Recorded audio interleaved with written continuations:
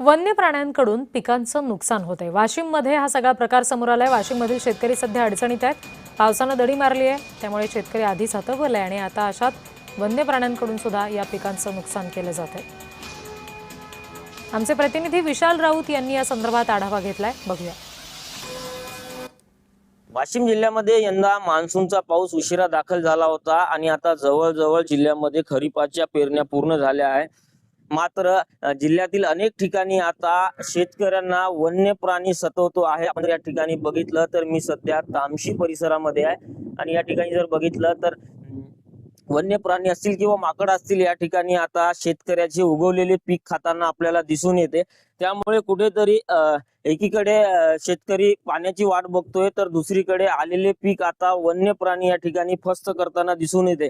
त्यामुळे आता कुठेतरी शेतकरी आता वाशिम जिल्ह्यातील शेतकरी दुहेरी संकटातून जात असल्याचे चित्र आता या ठिकाणी दिसून येते। विशाल राऊत, जय महाराष्ट्र न्यूज, वाशिम।